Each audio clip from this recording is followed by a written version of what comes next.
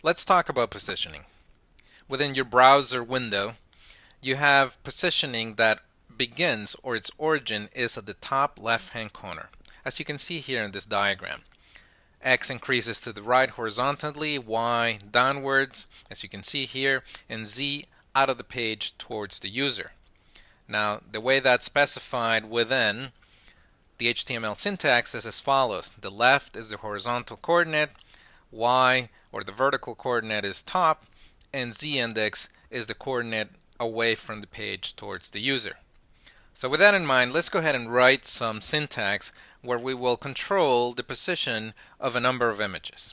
Let's go ahead and move to our editor, and we'll start off with some boilerplate. This would be doc type HTML. We continue that up with an HTML tag. We'll copy that over and close that tag. Now inside of here we will add some images, and we will start with a red circle, and the source will be red.png. Remember that you need to have the image in the same folder, otherwise you need to specify the path. In this case I have it within the same folder. So let's go ahead and save this file and load it into our browser, and we should be able to see a red circle. Yes, we can see it here. Now let's go ahead and add a couple more. Oops, I pressed the wrong button there. Let me go ahead and go back. And the next circle is going to be blue. The next one after that is going to be green.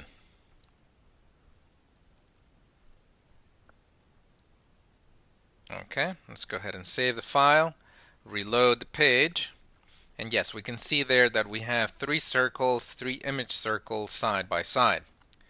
Now, what we want to do is we want to be able to position these by our specification in the syntax. Let's go ahead and move to the browser. And so what I'm going to do next is I'm going to add an attribute. The name of the attribute is style, as you can see here. And within style, I'm going to specify a number of properties. The first one will be Z index, and I'm going to specify one here. The next one, in the separator between properties, is a semicolon. The next one is the position, and in this case we want to specify absolute. The next one is left, and we're going to place our first circle at 25 horizontal and 25 vertical. Okay, so let's go ahead and review what we did here. We added a Z index, a position of absolute, a left, and a top. And let's make sure I have all the right separators. I do.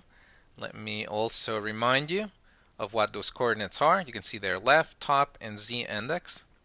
So when I load this onto the browser, we should see that that image moved. Let's go ahead and do that, and yes, you can see that that red circle is now at 25, 25.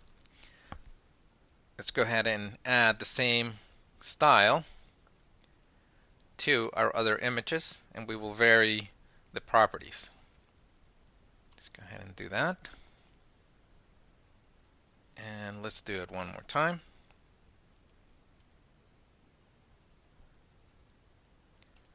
Okay, and we will vary the, well, let's actually leave it like that and see what happens when we reload the page. You can't really see them except for a faint trace because they are all directly on top of each other. So what we want to do is we want to separate them a bit, and so I will put them at 50-50. The second one and the third one will be at 75-75, and the PX stands for pixels. Let's go ahead and load that, and yes, you can see there that you have the red at 25-25, the next one is at 50-50, and the third one is at 75-75. Now note that the blue is on top of the red and the green is on top of the blue. Now we'll go ahead and change that simply to demonstrate that we can control the z-index as well. And I'm changing the z-index to the first one to 2, the second one, the first one to 3, the second one to 2. And you can see there that when we save and we reload the page, the order has changed. Red is now on top of blue, blue is on top of green. So let's go ahead and review what we've done. We created an HTML page. To that we added 3 images, and they were red, blue, and green.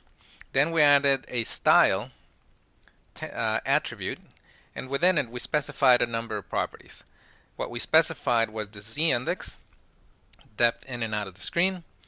The position is absolute, so we could control where that image is placed, and then the horizontal and vertical coordinate. So with that, I'll go ahead and close. Make sure you try a couple of these yourself.